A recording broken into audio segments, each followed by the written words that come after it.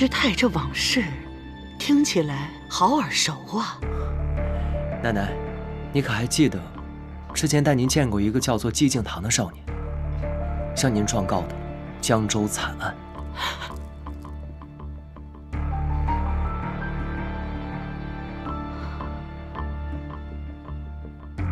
陆玄师傅，你刚才说害死你全家的那个恶人，姓甚名谁，何方人士？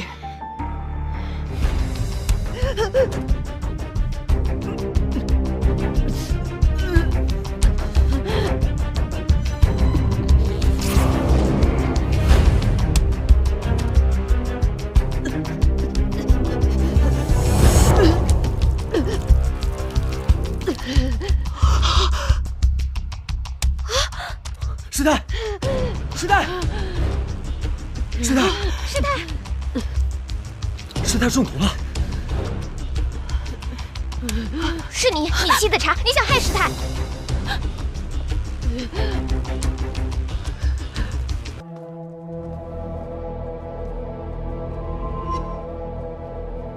奶奶，师太已经到咱们齐府大门口了，快快有请。是。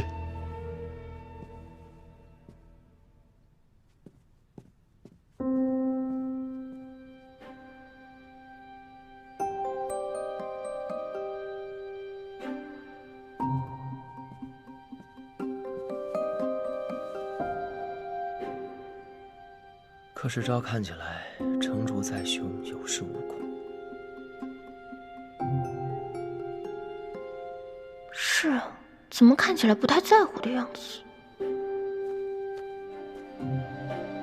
事出反常必有妖。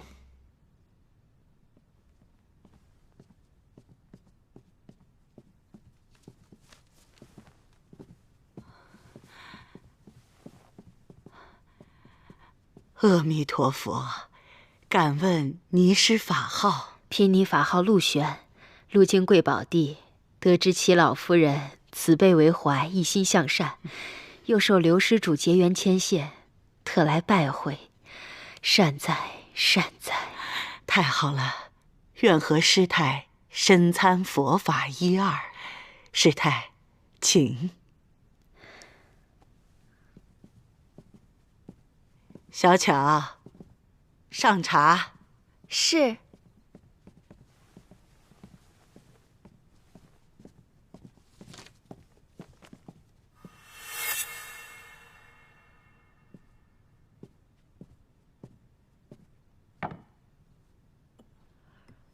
这是老太君珍藏多年的上等好茶，今日啊，特意拿出来招待贵客的。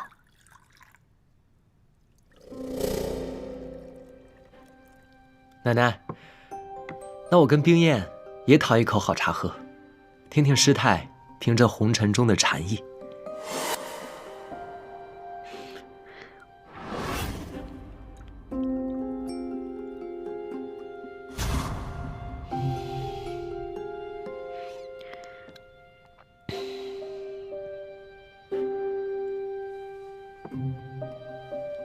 小施主言语红尘，我们这些出家人呐，何尝不是了断凡尘才遁入空门的？老尼在出家之前，也曾有过一段血海深仇。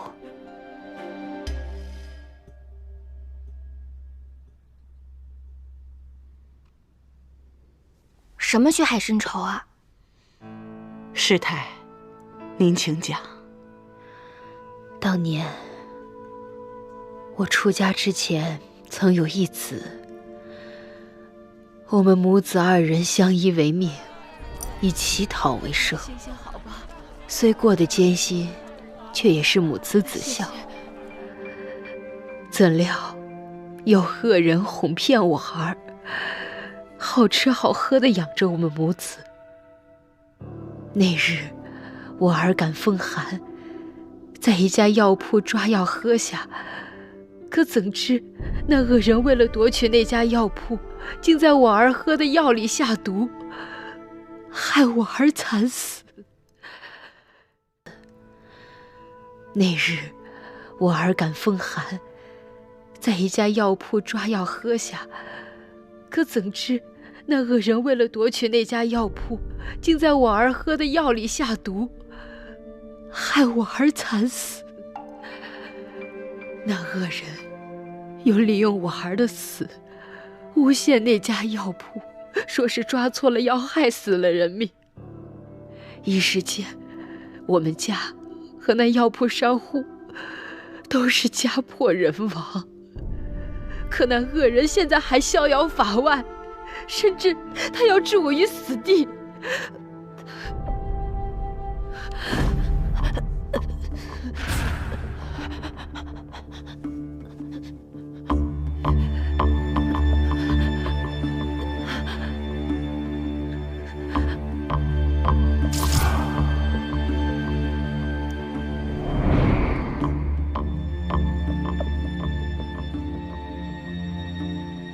哎，怎么师太这往事听起来好耳熟啊？奶奶，你可还记得之前带您见过一个叫做寂静堂的少年，向您状告的江州惨案？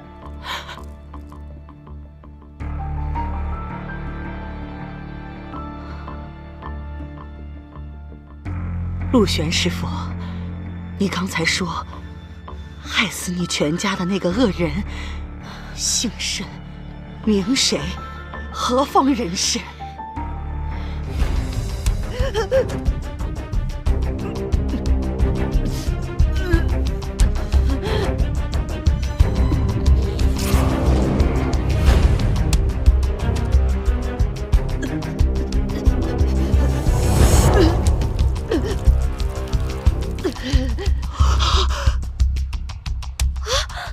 师太，师太，师太，师太，师太中毒了。是你沏的茶，你想害师太？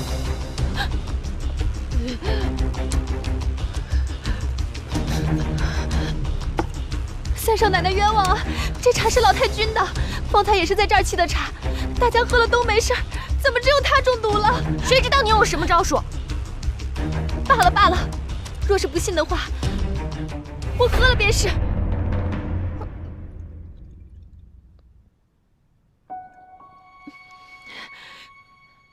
瞧瞧，我也没中毒啊！天雷啊，这茶有没有毒，谁也说不准。或许是在别处中的，只是来到齐府，突然发作了而已。不对呀，外祖母，或许是我们生意上的死对头做的，想嫁祸给我们齐家，然后趁机抢夺我们的生意啊！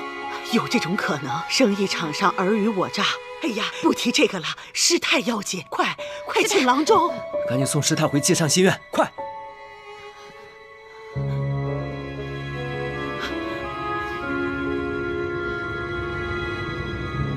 老太君，我也去吧。去。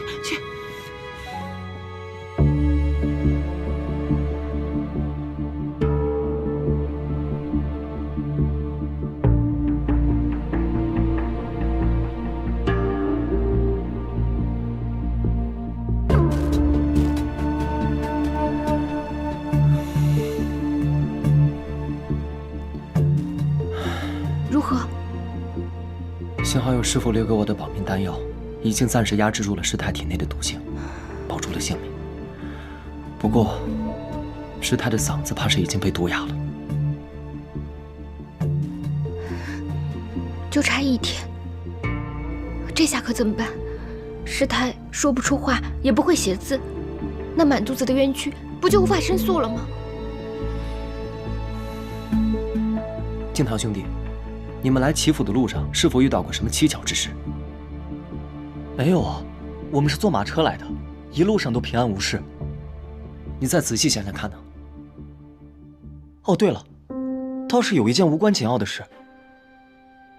当时师太正要上马车，突然有一个小乞丐跑了出来，一直抓着师太的手不放。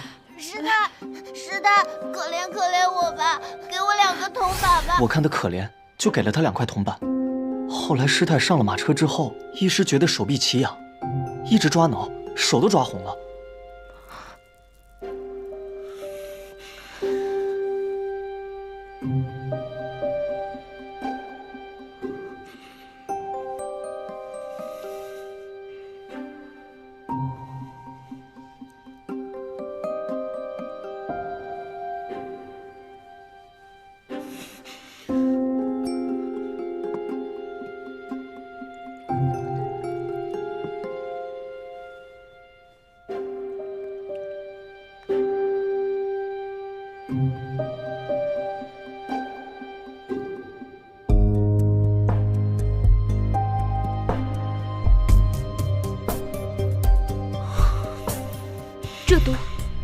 消息盖下的。难怪柯世昭有恃无恐，正当端坐，原来早就在师太来的路上下了毒，还可以在奶奶面前撇清嫌疑。是我们大意了，实在是太恶毒了，杀死了师太的儿子，现在又想毒害师太。为奸之计，就只能等着师父回来，看看有没有办法能解掉师太的毒。但若是柯世昭知道师太中毒未死，定不会善罢甘休。我们得想个办法骗过他才行。先生，就不能再试试吗？姑娘，师太都已经断气了，这即便是华佗在世，他也不能起死回生啊！我看还是抓紧准备后事吧。先生，哎呀，这可怎么办呀？师太，你怎么就这么死了呀？哎呀，死了！来人啊！来人呐！来人呐！小姐，来人呐！来人！来了来了！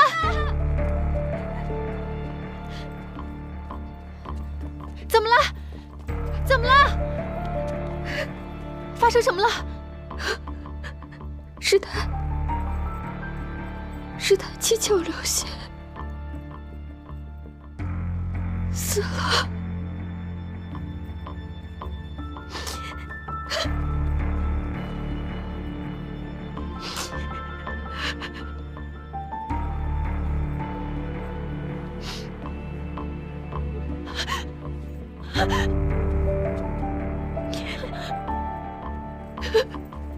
三少奶奶，三少爷，这还是找人赶紧抬下去吧，留在咱们府里多晦气啊！小巧，要不此事就交给你来做。啊不，三少爷，这种事我也没干过呀，您还是找别人吧。老太君那边还要我伺候，我先退下了。太可怕了，太吓人了。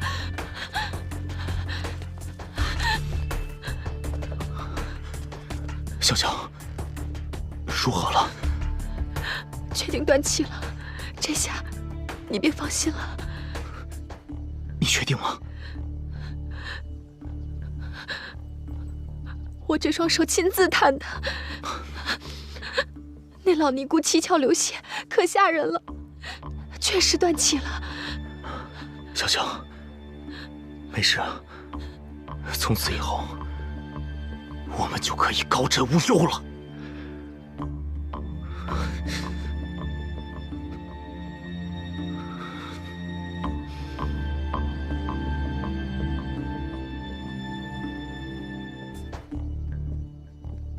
老太君，喝点茶吧。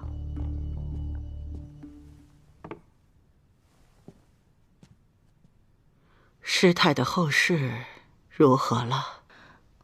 回老太君，三少爷买了顶好的棺木，已经将师太送出去了，说是要在城外的庙里停棺3日，请高僧来做3天法事，之后就入土安葬了。老太君，您便放心吧。唉，话虽这么说，可师太毕竟是在我齐府身亡的，叫我怎么能够放宽心？小乔啊，你去忙吧。今天我要为师太念经祈福。是。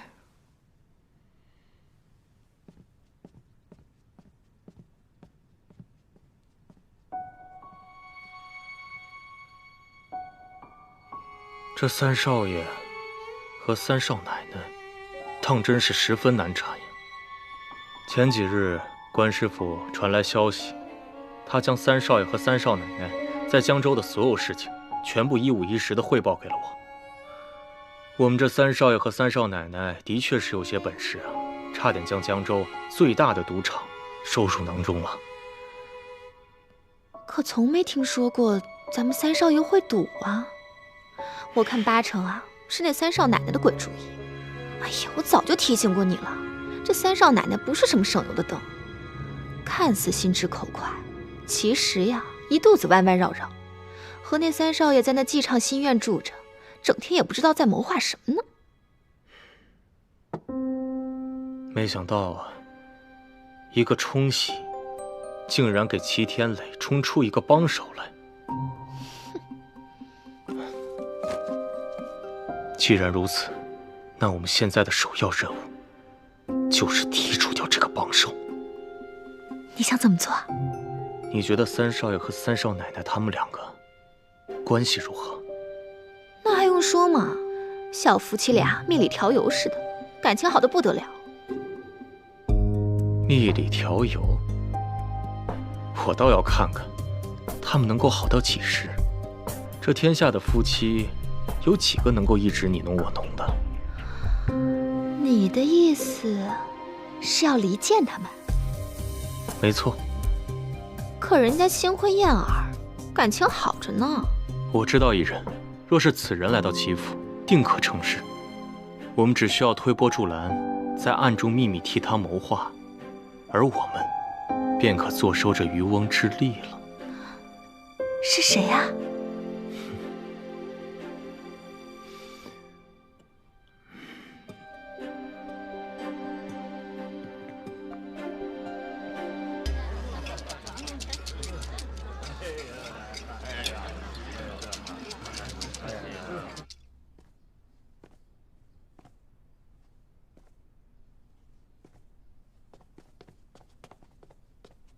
柯少爷，按您的吩咐，于府小姐请来了，快请。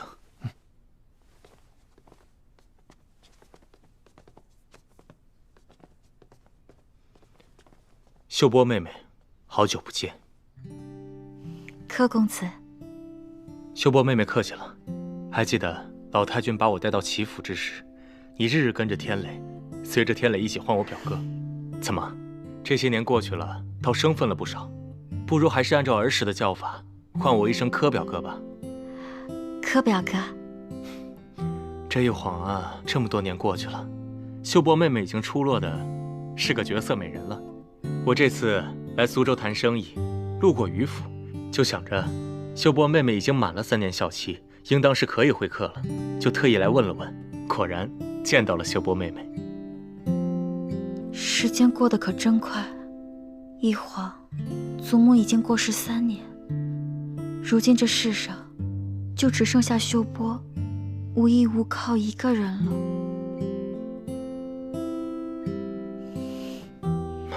妹妹，来，快请坐。坐。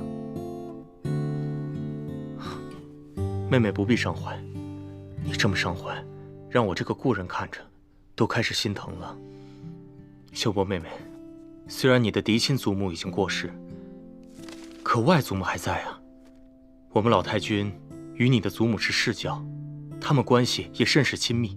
还记得那时候，你经常去我们齐府玩，这3年你守孝在家，老太君也吩咐过，把你经常居住的院落全部都要打扫干净，以备你守孝结束之后，可以来林州小住。只要妹妹愿意，住多久都可以。天磊哥哥已经娶了少奶奶了，那园子如今已经有了女主人了，又怎能容我一个孤女久住？妹妹这般贤淑有德，实在是令人钦佩呀，应当与绝世公子相配。可惜，我们天磊已然有妻子，若是不然，你们2人该是多么美好的天造地设的一对呀！可惜天磊哥哥寻找冲喜之人时，我正在为祖母守孝，无法为他冲喜，就此错过了。妹妹，这世间好男儿千千万，只要妹妹仔细寻找，必定会找到如意郎君的。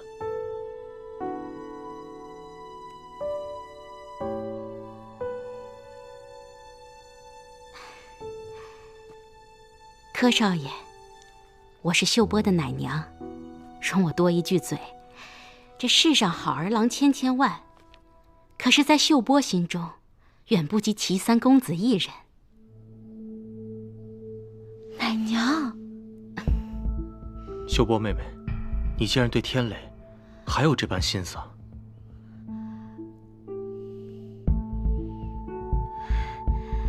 柯表哥，不知那位三少奶奶是何人？这杜冰燕虽是扬州富商之女，但是论家世背景、身材相貌，都不及秀波妹妹你。我们天雷娶了这么一位女子，委实可惜了。这名女子脾气秉性，着实执拗，可惜了我们天雷身子孱弱，还要去迁就她。怎么，她待天磊哥哥不好吗？她当然不及你们两个青梅竹马情谊深厚啊。她从来不晓得天磊的脾气秉性，所以在照顾上面就总是多有疏漏。可怜我的天磊哥哥，若是秀波能像小时候那样，随时前往齐府，我愿永远守护着他。妹妹，你当真有如此心思？是秀波一时失言了，柯表哥不要介意。这也是女儿家的心思，无处诉说。罢了罢了，既然是秀波妹妹的心思，表哥听着也是心疼。不如，表哥就助你一臂之力，帮你把天磊哥哥抢回来。柯表哥，你不要乱说，秀波不懂你的意思。妹妹七窍玲珑心，自然懂我的意思。既然妹妹有此等心思，那表哥就让你们这对青梅竹马再续前缘。秀波不图别的，只求能像小时候那样，日日都能见到天磊哥哥，守在他身边，秀波就心满意足了。好，柯表哥一定会让老太君把你带到林州的。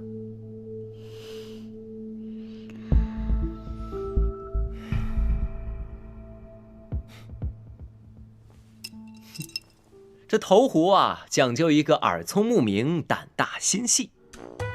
奶奶，看来你这簪金丝桃花团扇是保不住喽。那未必。行了行了，你这都还没有赢呢，就开始说大话了，赶紧投吧。让你们输得心服口服。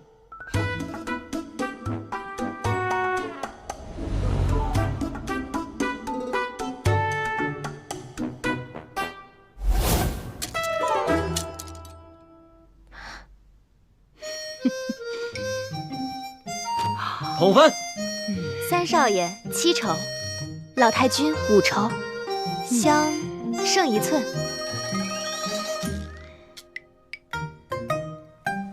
别得意，这一局我替奶奶赢。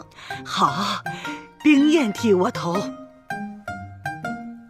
娘子请。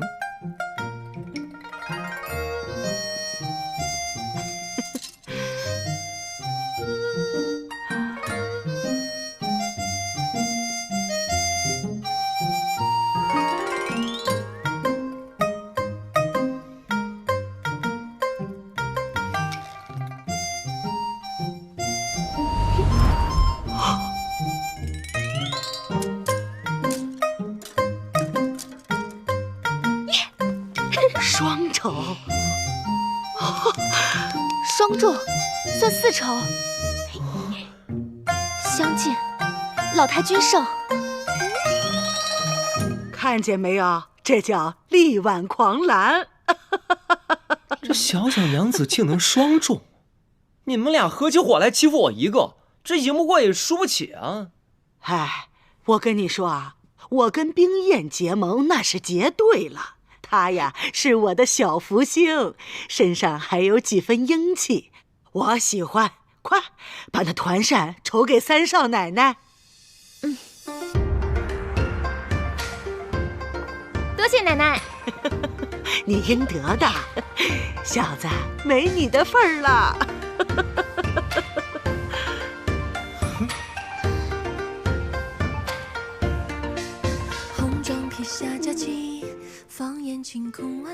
好像是挺漂亮的。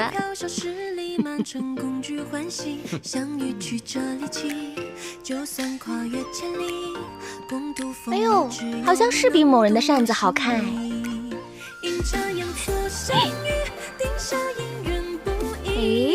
哎，不高兴了？输不起，输不起！怎么还不高兴了呢？输了就输了嘛。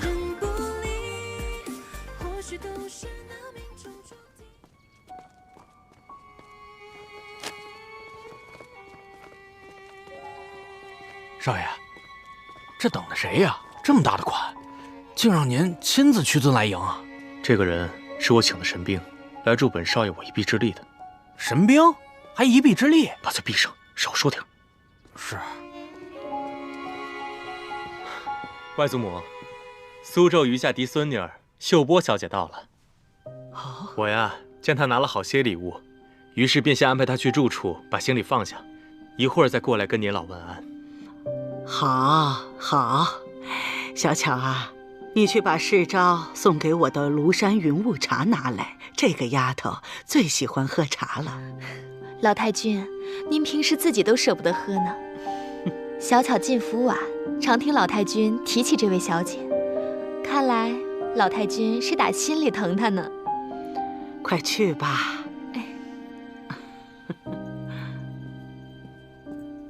来者是谁啊？表弟妹啊，这你就有所不知了。这位小姐乃是苏州有名商贾于氏姑女，那可是名门闺秀。我记得小时候世昭刚到齐府，这位小姐便已是座上宾了。说起来，秀波妹妹与天磊自幼相识，应该也算是青梅竹马吧？可不是嘛，他祖母与我是闺阁密友，未出阁前，我们俩是很好的朋友。我们两家是世交，我家请了教书先生，他便入住到我府上。我们同吃同住，同跟着先生学书画。闲暇的时候，我们共同摆弄女工刺绣。我们呐，不是姐妹，胜似姐妹。后来啊，他也经常带着秀波到我们齐府上来住一住，所以说他和天磊是一起长大的。外祖母，您别着急，秀波妹妹马上就到。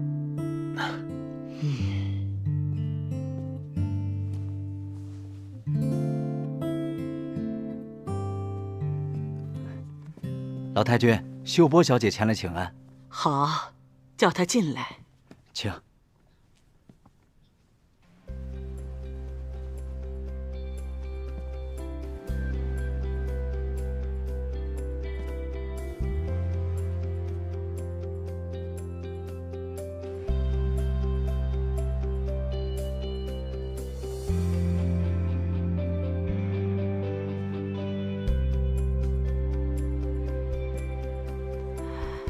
老太君，秀波给您请安了。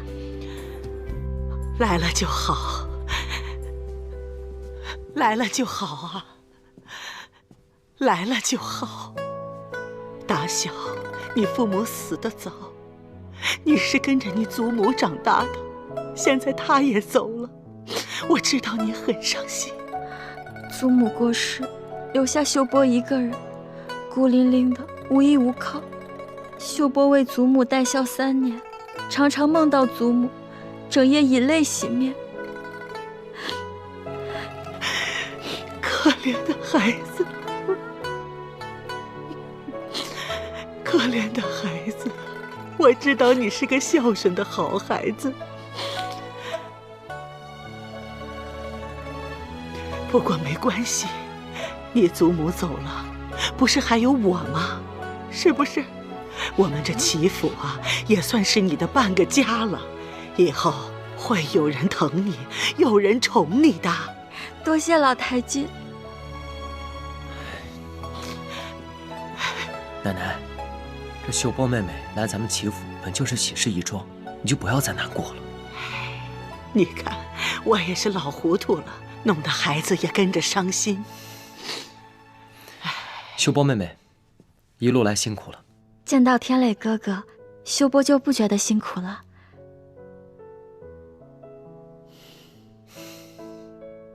秀波常常挂念着天磊哥哥，想着3年孝期满了，就赶紧来看望哥哥和老太君呢。对了，我还给天磊哥哥带来了旧物。记得小时候，祖母与老太君相会，带着我和天磊哥哥去寺庙祈福。大和尚曾言，天磊哥哥麒麟之才，祖母便找金匠精心打造此物，没成想却误了工期。后来祖母过世，秀波留在苏州，3年孝期，秀波一直把他带在身边，就想着今日能亲手送给天磊哥哥呢。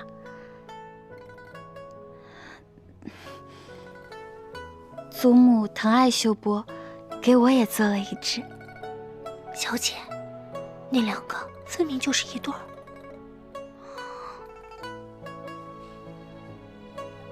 天磊哥哥，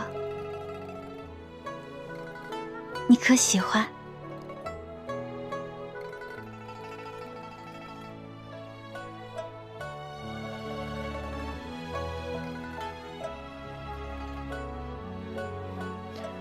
我说天磊啊，你瞧瞧，人家秀波妹妹可是一片赤诚之心呢，你就快收了吧。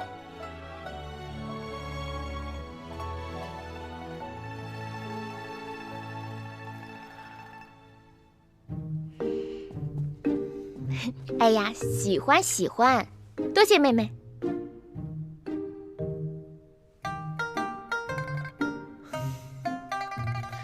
多谢妹妹美意。介绍一下，这位是你的嫂嫂。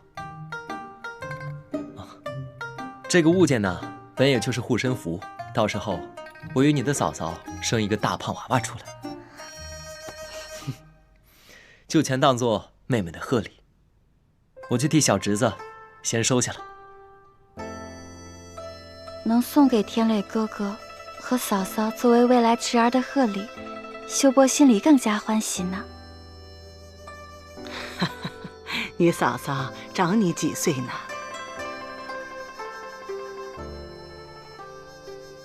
嫂嫂好，只听闻天磊哥哥娶了娘子，今日见了，当真是国色美人。看着嫂嫂这样娇俏，秀波心里喜欢得很呢。多谢妹妹夸赞，妹妹也漂亮。好了好了，别站着说了，坐下，都坐下。来来来，哎呀，真是好几年没见到你了，快坐快坐。哎呀，外祖母呀，您可能不知道，秀波妹妹那可是非常厉害呀。在守孝3年期间，她独自一人撑起了家里所有生意，还在苏州开了一间远近闻名的绣坊。我在江州做生意，听苏州的老板提起秀波妹妹，我呀这才有所耳闻。秀波为了维持生计，不得已才学着打理祖业，做生意的事也只懂些皮毛，还要跟老太君多请教呢。商场如战场，你这个小丫头呀，竟有这种本事。唉，只是一个女孩子抛头露面的，太辛苦了。日后啊，你要是寻到一个如意的郎君，就能过上安生的日子了。秀波，你现在可有许配婚约？秀波还未定亲。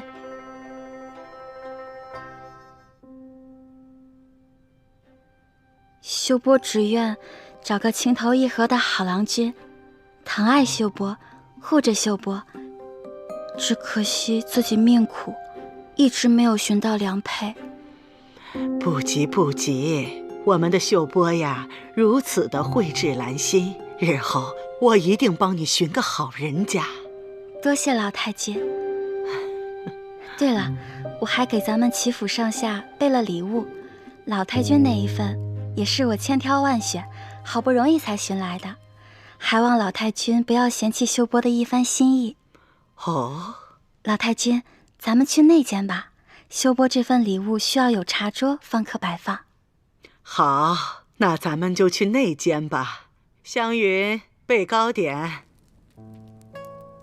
这套官窑瓷器出自官窑大师的手笔，是他的封山之作，需要特定的时节火候才能烧制。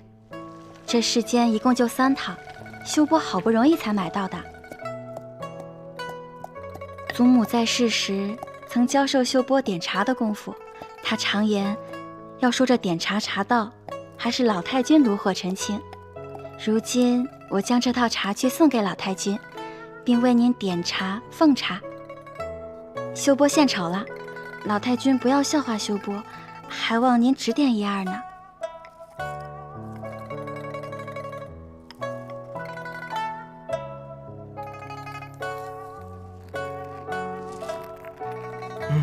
点茶。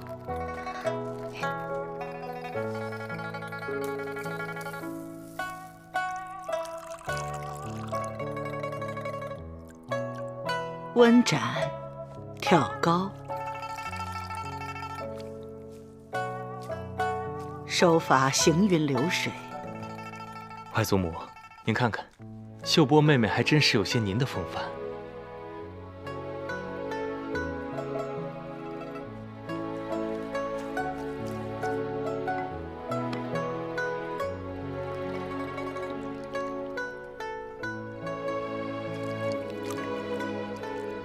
请老太君品鉴茶香。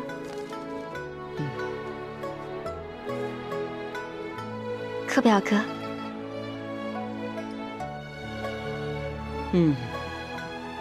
这茶道精湛，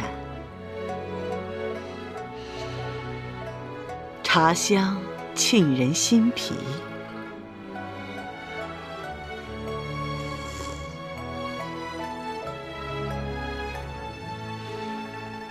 这沏茶的水，可是露水？正是，老太君睿智。曾听祖母说起，当年常与老太君一同泛舟荷塘，采集荷叶上的清香露水，在一起沏茶雅极。秀波也效仿此法，特意采了露水为您沏茶，聊表对祖母的哀思，也是您与我祖母的情谊见证。你这孩子呀，让我想起了你的祖母。好孩子，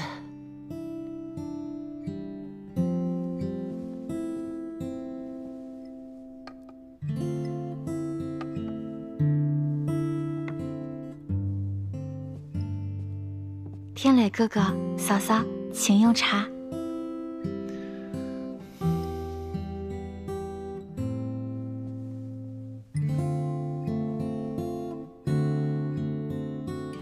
记得小时候，哥哥的嘴最刁了，不是我调的茶都不肯喝呢。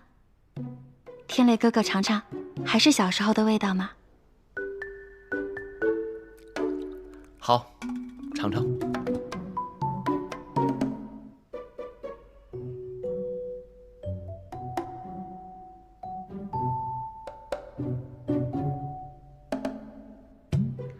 妹妹这茶调的真是好喝。多谢嫂嫂夸奖，若是喜欢，日后我每天都给嫂嫂奉茶。秀波啊，你呀，就在我这儿住下，你想住多久就住多久。多谢老太君，秀波就算是回家了。秀波想恳请老太君许我住在小时候的园子里，我对那里的花花草草都有感情了呢。这有什么难的？那间屋子呀，还给你留着呢。只是现在天磊成亲了，他和你嫂嫂就住在那园子里。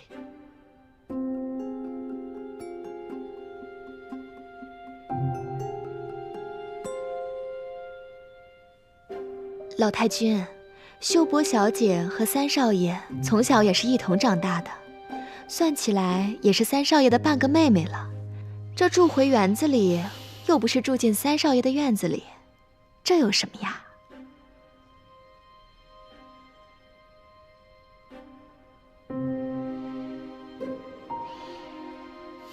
秀波一见到嫂嫂就觉得投缘，想和嫂嫂多亲近些。若是嫂嫂不高兴，那秀波就不入园子了，随便找间客房就是了。啊，没关系，秀波妹妹高兴的话，住便是了。多谢嫂嫂。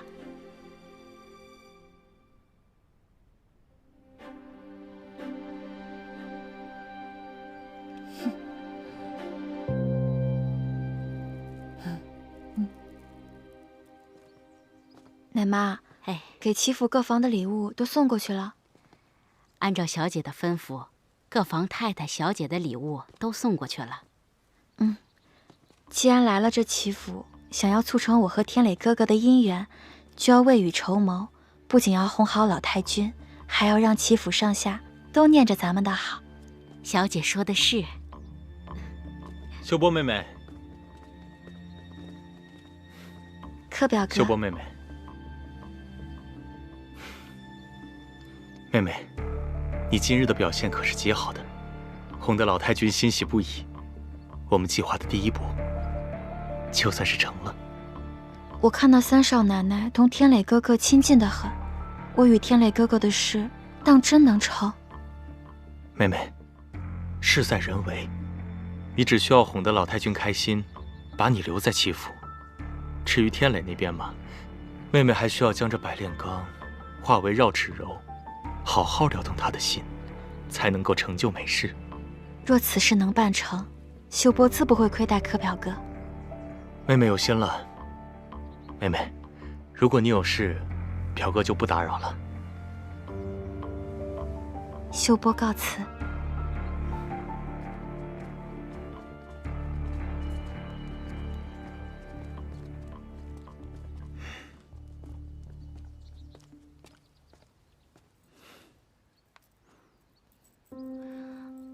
你个没良心的，魂儿被秀波小姐勾去了，枉我平日里如此待你。你这又是吃的哪门子的醋？这真正该吃醋的，应当另有其人。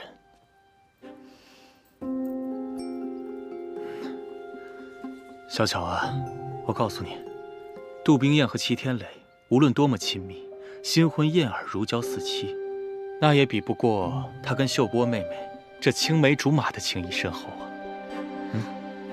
就你最聪明。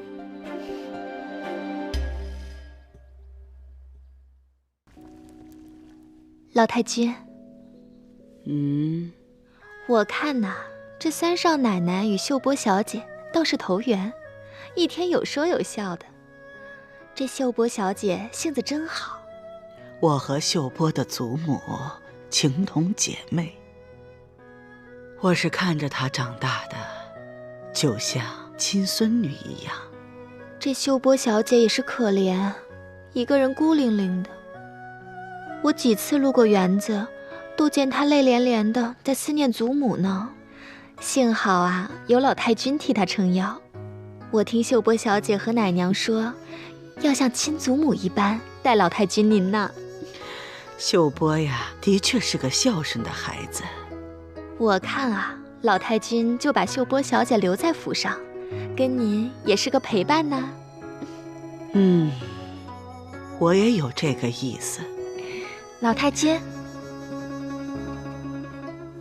秀波给您炖了补品，你看看，看看，说谁谁就来了。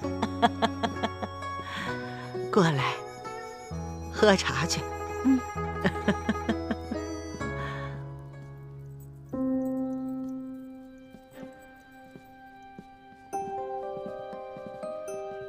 老太君，您快尝尝。这是秀波特意为您选的补品，上好的燕窝，最适合温补了。里头呀还加了点葵花蜜。哦，是吗？那行，我尝尝。哎，坐呀，坐呀，啊，坐。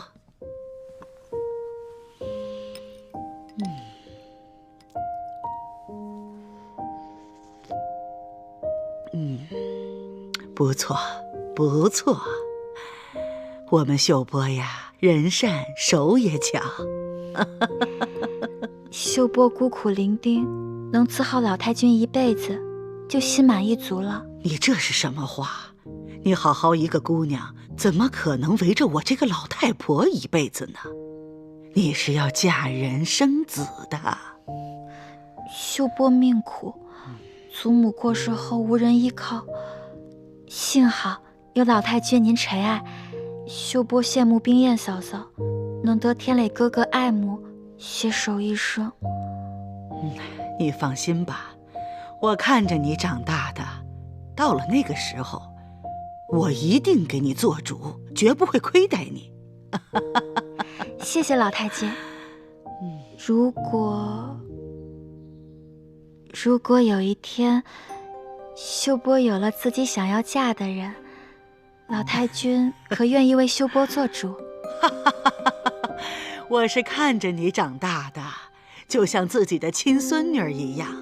如果到了那个时候，我一定给你做主，绝不亏待你。谢老太君，秀波只想一直伴随在您左右呢。好，真是乖呀，乖。谢谢祖母啊！您方才不是说把秀波当您的亲孙女吗？那秀波便唤您一声祖母。祖母，哎，下个月就是祖母的大寿了，秀波想同天磊哥哥一起为祖母做一幅百寿图，祖母可应允？当然应允啦，我们的秀波呀，就是一个孝顺的好孩子。当心点，这些可都是上等的物件，弄坏了小心你们的皮。奶娘，快去盯着。是。慢点啊，小心点，大家辛苦了。秀波小姐，这些都是老太君赏赐你的。老太君说了，秀波小姐有什么需要置办的，都按照齐家小姐的规矩来。老太君是真的心疼你啊。小小姐姐，替我谢谢老太君。秀波妹妹，柯表哥，恭喜秀波妹妹了。秀波妹妹有福了，这边院就是特意留给妹妹的，可见老太君对妹妹的宠爱啊。这还要仰仗柯表哥帮扶。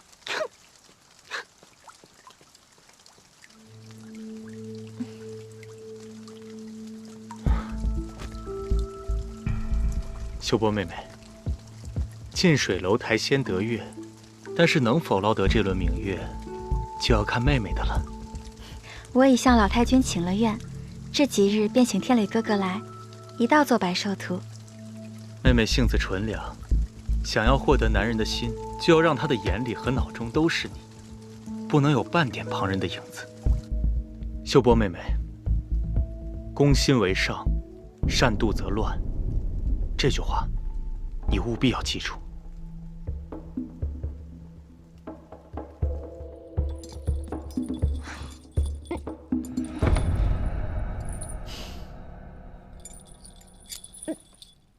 这个东西是挺有意思的，我都解了半个时辰了，还没解开。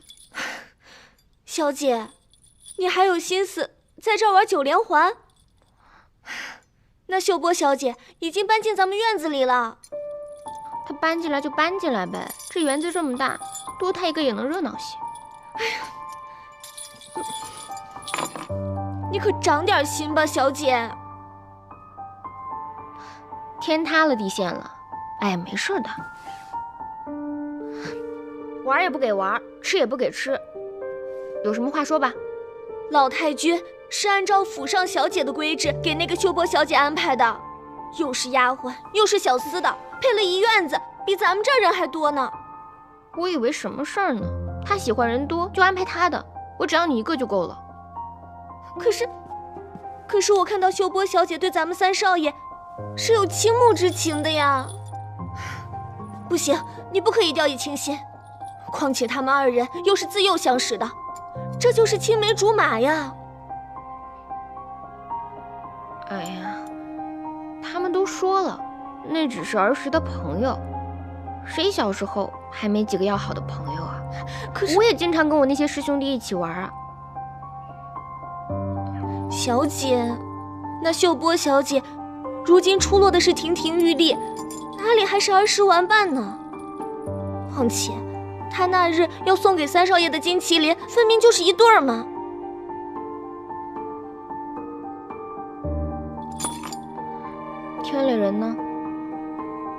秀波小姐方才遣人来请了，说是邀请三少爷去他那作画。作画？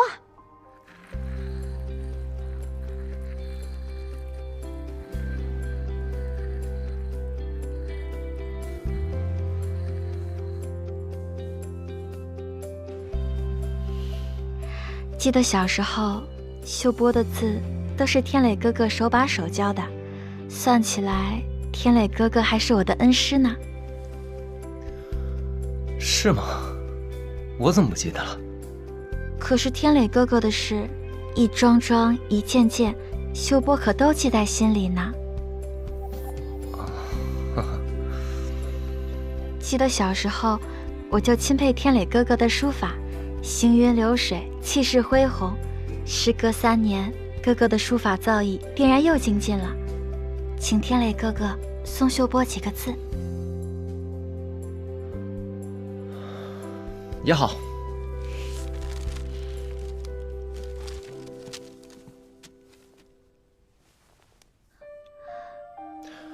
我来吧。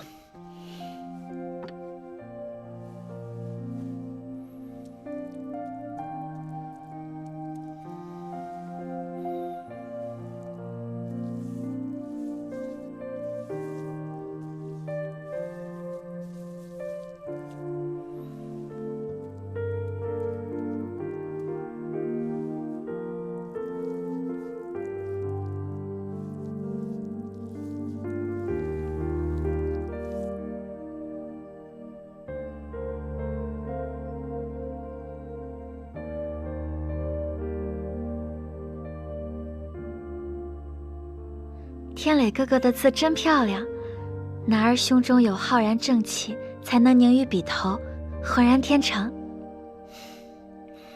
妹妹谬赞了，秀波妹妹练的是什么字体？流体。那妹妹就在哥哥面前献丑了，望天磊哥哥能给我这个笨学生好好评一评。好。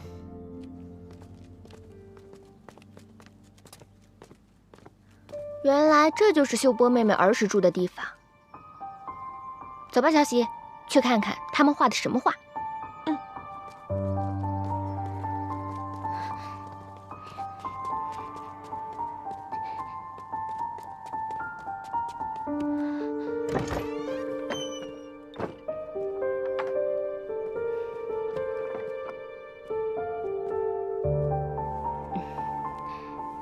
外面风清气朗的，把门敞开透透气，小姐和齐三少爷才能书写得更好呢。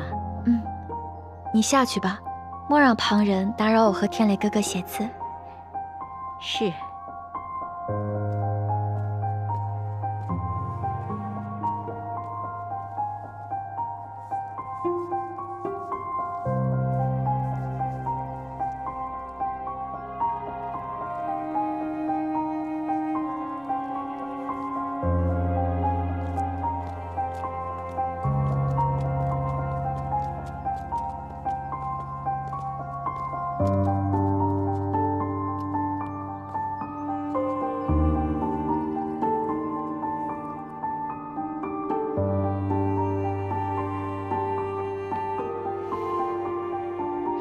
郎骑竹马来，绕床弄青梅。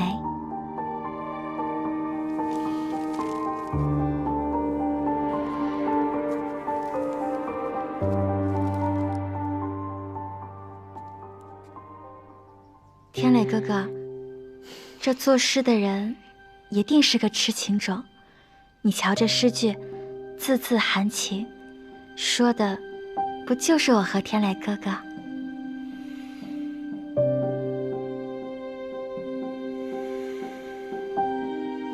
小姐，你瞧他们，吟诗作对的，三少爷怎么能这样？还说最喜欢你舞刀弄棍，不在乎你的学识文采，现在又在这儿跟秀波小姐写写画画的。慌什么？我可是他齐天磊把抬大轿抬进来的。娘子，秀波见过嫂嫂。妹妹好。这是在写什么呀？天雷，这个郎骑竹马来，绕床弄青梅，什么意思啊？此诗是写小男孩以竹竿作为玩具马逗趣小女孩的。嫂嫂别多心，秀波只是想到自小同天磊哥哥一起长大，有感而发。没什么，我知道你俩从小一起长大，就是青梅竹马，感情好得很。娘子，这话可不能乱说呀。我与秀波妹妹虽是一起长大，不过一直都是将她当亲妹妹看待的。天磊哥哥说的是，我二人清清白白。我也没说什么呀。天磊，我知道你们大宅子里的公子哥都是三妻四妾的，既然你这么喜欢秀波妹妹，把她娶进来呀。这个不敢，娘子，我答应过你，此生只娶娘子一人的。小喜，秀波妹妹，这是我小厨房里做的点心，好吃的很，外头可吃不着。现在点心已经送到了，我就走了，不打扰你们。哎，娘子，秀波妹妹，我看此书的寿字拓片并不足以书写百寿图，我再去书院寻一些来，到时候我那半阙写好之后再给你送过来。就先告辞了，不打扰了。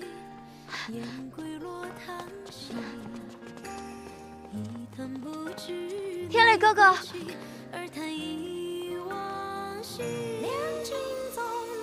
小姐，原以为这杜冰燕在院子里看到我和天磊哥哥成双成对，会嫉妒伤心，没成想他竟然直接进来了，还逼着天磊哥哥说出再也不娶的话。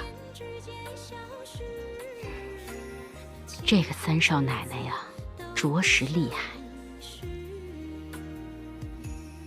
不急，天磊哥哥尚未动心，此事不可操之过急。若如今就闹僵了，倒是麻烦，水滴石穿，来日方长。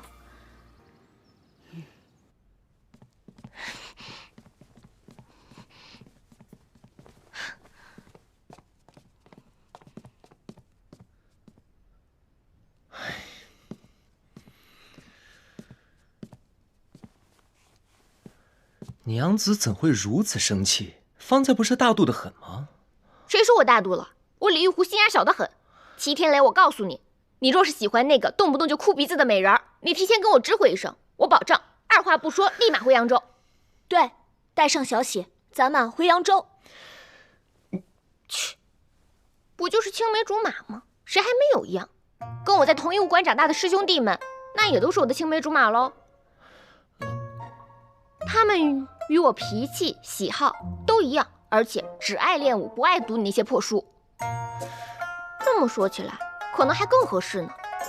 小喜，赶明儿咱们就回扬州去，找一个青梅竹马的师兄给嫁了。小姐说的对，小喜啊，支持你。咱们便也找个两小无猜的，开开心心的嫁了。我这儿都还好好的呢，怎么就能琢磨改嫁呢？不行。你呀，就找你青梅竹马的秀波妹妹去，管我改嫁干嘛？那别的先不说，你哪来的什么青梅竹马的师兄弟啊？我怎么不知道呢？我青梅竹马的师兄弟可多了去了，都让你知道啊？那他们姓甚名谁，身在何处？你跟他们还有联系？要你管？就是，你齐三公子只有一个秀波小姐，我们家小姐那可是有一整个武馆的师兄师弟呢，还不快好好哄哄我们家小姐？当心啊，她真的收拾东西回扬州改嫁去了。哎呀，是。哎呀，我家娘子啊，那是美若天仙。我齐天磊就是三生有幸，才能从整个扬州城人的手中把我娘子娶回家中。娘子啊，你就别生气了啊！你少跟我贫嘴，我不吃你这套。那娘子如何才能不气？不管是这天上星星，海中珍珠，只要是娘子要的，我都给你取来，跟娘子赔罪。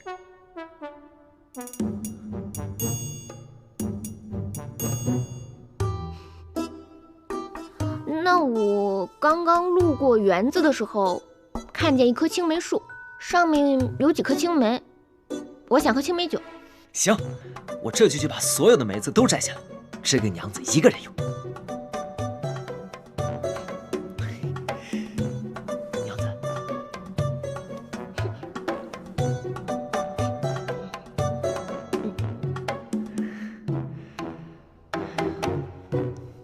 那边。这个？算了，那个吧，那个。哎，这个好打一点，这个。这个。就它了。好。准备好了吗？准备好了。接住了啊！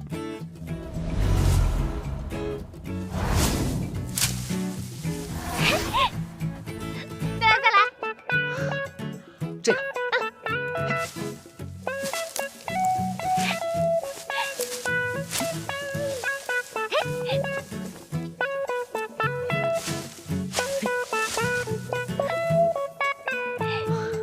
好了，接到了。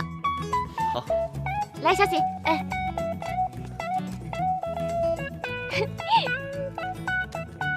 这么些可不够酿酒啊。这早就过了青梅成熟的季节了，目前也就只剩这些。况且这棵树还是我亲手栽种的，它一年的产量也不太多。若是娘子喜欢，我便都留给你，拿去酿酒。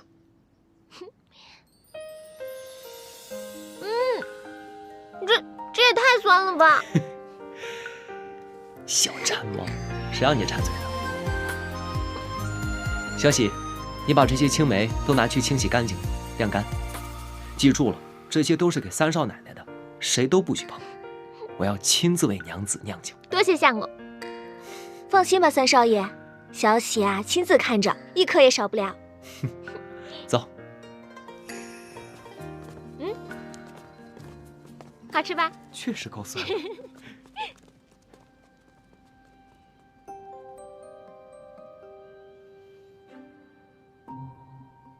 那棵树是天磊哥哥小时候亲手栽的，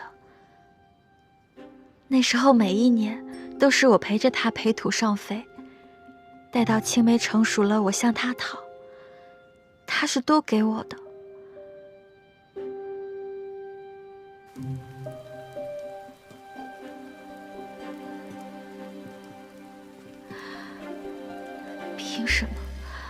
凭什么这杜冰雁霸占了我的天磊哥哥？他明明是我的，是我的。哎，我跟你讲，后院那口井的井水可太凉了，我不过就是替燕生小姐洗了件衣服，你看我的手现在全都冻红了。快回去擦点药，那井水一年四季都冷得很。快走，走吧，听你的。倘若我病了，天磊哥哥定会疼惜我。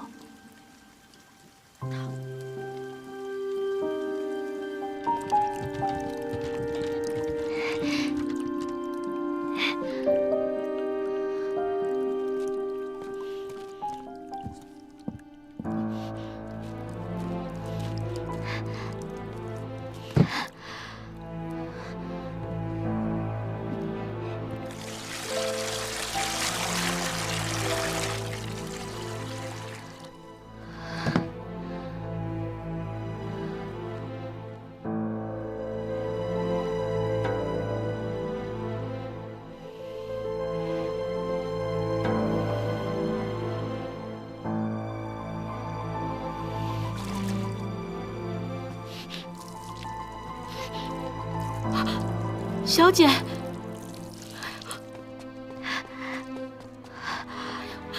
小姐，你不能这么做呀！你打小身子就弱，如何受得住这冰凉的井水啊？奶娘，你来的正好，快来帮我！我就是要生病，这样天磊哥哥才能怜惜我。来看我。你这是何苦呢，小姐？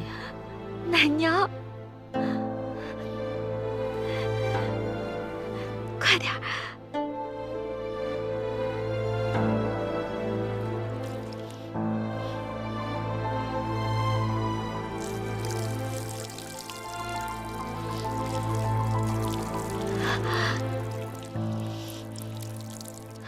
再来。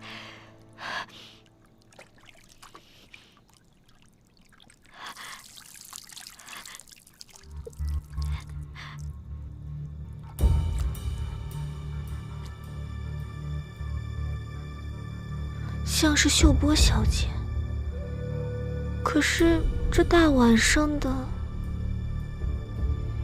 哎呀，许是我看花眼了吧？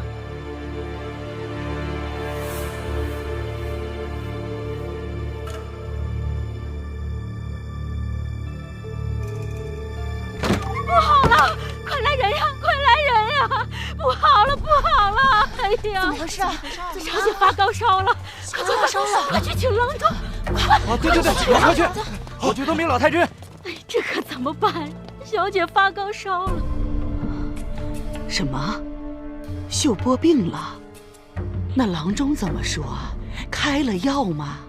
您放心，这大夫也请了，药方也开了，只是什么呀？快说，你快说啊！只是秀波突发高烧，什么都吃不下去。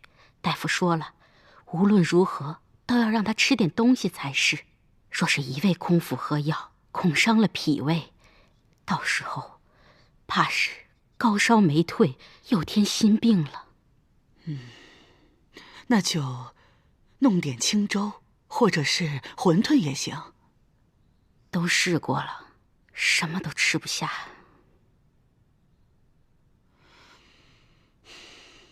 走，我们瞧瞧去。老太君，小姐发烧，您就别过去了。若是再沾染了病气，小姐又要责怪老奴多嘴了。况且啊，三少爷和三少奶奶在那边照顾着呢。三少爷、三少奶奶都过去了？是啊。那我就放心了。小巧，你过去看看，告诉天磊要好好的看护，就说是我的意思。老太君您放心，我这就去。快去吧。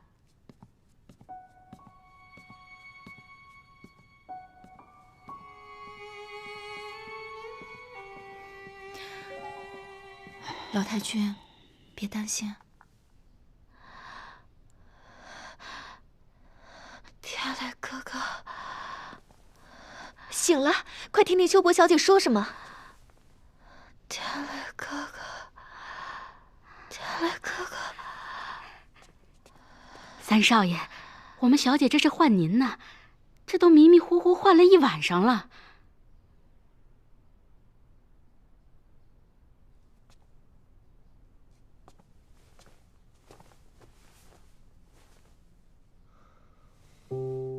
秀波妹妹，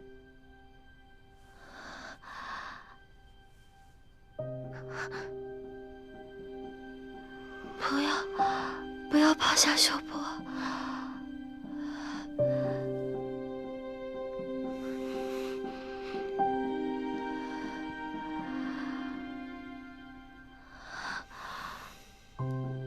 天磊哥哥，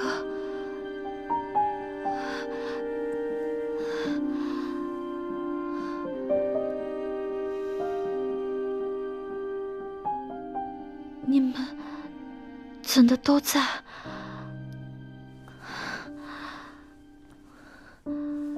秀波方才做梦，梦回到小时候，天磊哥哥带着秀波玩耍的日子。小姐，你一直高烧不退，可把我们吓坏了。如今可好，总算是醒过来了。秀波让哥哥嫂嫂担心了，这又不是你的问题，肯定是照顾你的下人没有照顾好，所以你才生病了。不是的，嫂嫂，他们都照顾得很是尽心，是我自小身子就弱，怕是突然来了灵州，一时水土不服，多休息2日就好了。我记得，小姐小时候初到林州，也得过一次这样的病。我不碍事的，劳烦天磊哥哥和嫂嫂担心了。还说没事呢，从昨天晚上到现在，你可是一口东西都没吃。奶娘，不可多嘴。来了，厨房做了素馄饨。吧，小姐，我喂你吃一口。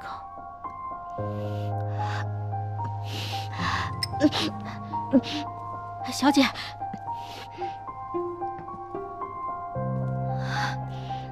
三少爷，这还没吃呢就犯恶心，这可怎么办呀？我没事的，就是没有胃口罢了。修波妹妹想吃什么，我吩咐厨房给你做。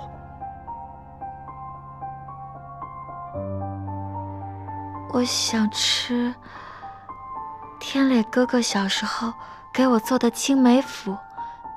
小时候每次有个头疼脑热，天磊哥哥就会给我做的那个。三少爷，方才老太君还吩咐要你好好照顾秀波小姐呢。我记得咱们后面不是有棵青梅树吗？你快命人去摘了，给秀波小姐制作青梅府吧。现在早已过了青梅采摘的时节，况且那棵树上也已经没有青梅了。没了？我前几日路过，见还有几棵的。已经被我采完了。我摘的，我想喝青梅酒，所以把它们都摘了。不过，天磊，眼下妹妹病得这么重，你把它们都拿出来做成青梅府，给妹妹开开胃吧。这一直不吃东西也不行啊。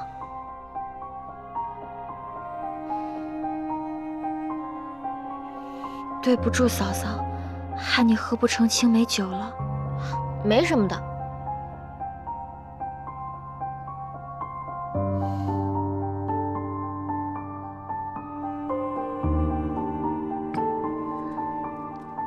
都怪秀波，害天磊哥哥劳累这么久。不碍事，毕竟工序繁琐了些，所以晚了点。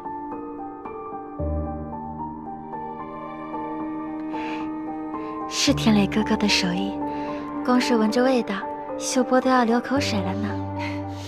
还是三少爷有办法，让秀波小姐愿意吃东西了。快吃点开开胃。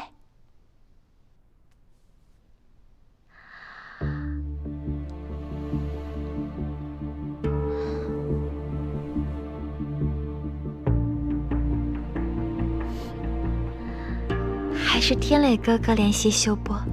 我有事儿就先走了。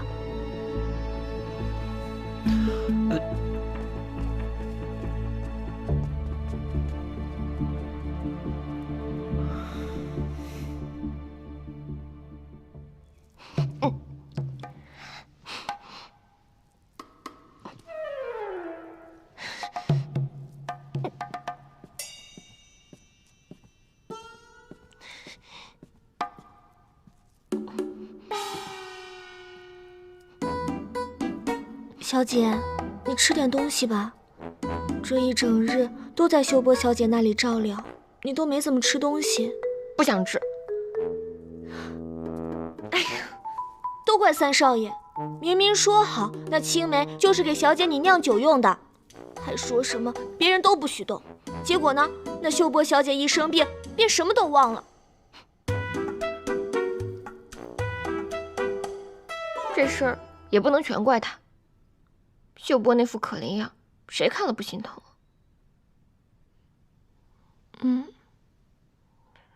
小喜，我觉得很奇怪，但又说不出哪里奇怪。哪里奇怪呢？娘子果然敏锐，此事的确大大的奇怪。你过来这儿干嘛呀？不留在你秀波妹妹身边，人家生病了，变成这样还叫你的名字呢。那人家不是烧糊涂了吗？齐天磊，你说得倒轻松，是你先拉人家手，拉得还不够吗？那拉手，哎呀，是不该。娘子，你别碰我。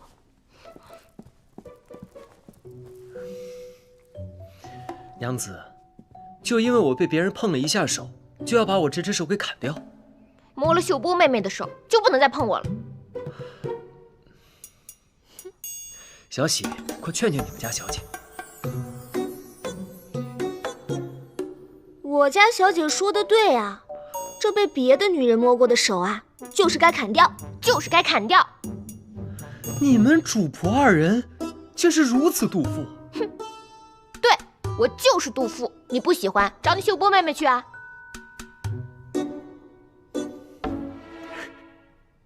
你笑什么？我笑我娘子为我吃醋，我自然是开心的。少往自己脸上贴金了，我才没有吃醋。好，娘子不是吃醋，娘子是生气，生气自己的夫君被别人惦记。对，我只是生气，我的东西被人惦记。那娘子就不必生气了。这人是娘子的，青梅酒也是娘子的，再惦记，别人也抢不走。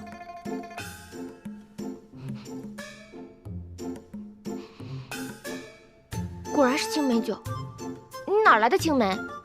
为了保住娘子的这几颗青梅，我可是差人跑了大半个林州呢。我这番煞费苦心，可娘子竟然要砍掉我的手，我还真是伤心呢。好吧，我误会你了。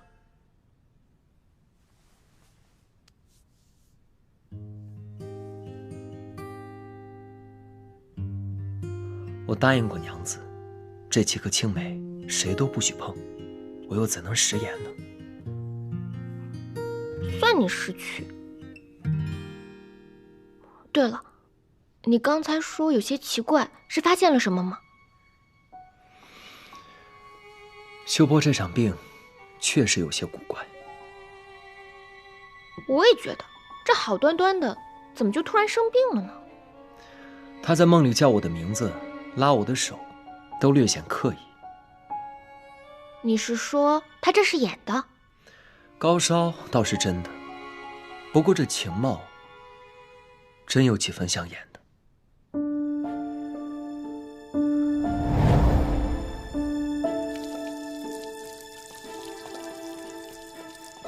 小姐，你这是干什么呀？哎，我想起来了，昨天晚上我去后院收青梅的时候，看见水井边上有2个人在争执，还有水声呢。那身形像是秀波小姐，我瞧着她正打了那井水上来泼洒着呢。那这个意思是，她为了生病自己泼自己冷水，8九不离10了。这也太……不过秀波本性纯良，怎会连自己的身子都不顾，也要离间你我2人呢？或许是对你用情至深呢。娘子，你就别再打趣我了。这江山易改，本性难移。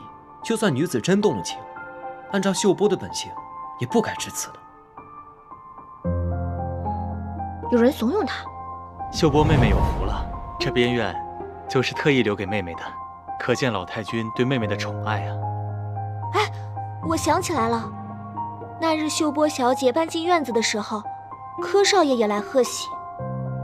他们2人把下人支开，窃窃私语了好一阵呢。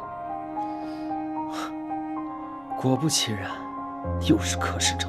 柯世昭，又是柯世昭，棒打鸳鸯到本姑娘头上，还利用秀波妹妹对你的感情，我饶不了他。娘子不用着急，此事涉及秀波，咱们还需从长计议。我看秀波妹妹也是痴情的人，要是柯世昭再利用她，不知道会发生什么。那咱们就帮秀波擦亮眼睛，看清柯世昭的丑恶面目。你有什么计策？他们不是要棒打鸳鸯吗？那咱们这对鸳鸯，就闹个鸡飞狗跳给他们瞧瞧。哼，懂了，将计就计，让柯世昭以为自己的奸计得逞，这样就会放松警惕，自己露出狐狸尾巴。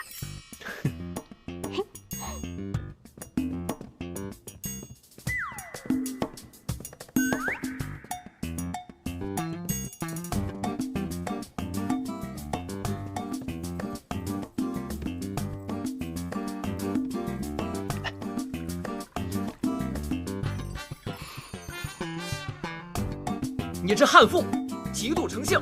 我堂堂齐家三公子，3妻4妾，同房4舞，又有何不可？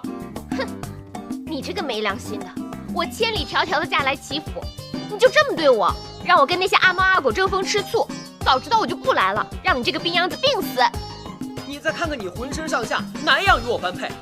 我要找一个天仙般的女子，秀发如水，顾盼生姿。你想得美！哪个好女子看得上你？一看就是病秧子，身体不行。你彪悍如何东施？你性格古怪，你面目可憎，你臭不要脸！姑奶奶受不了了，我走了。求之不得，我也落个逍遥自在。哼，你就该感谢你姑奶奶，我救了你命。哎，你干嘛？你再如此，我便不客气了。哼，你敢对我怎么样？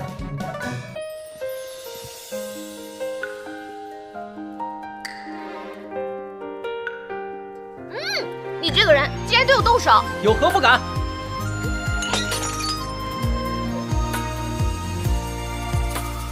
鸟语花开春空气，为一缕香追忆。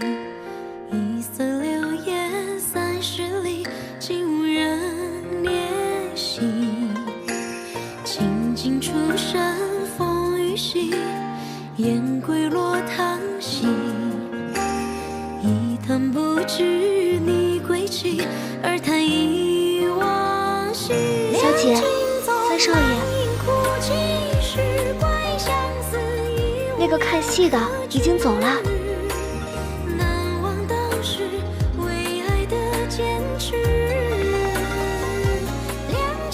小姐，那我进来了。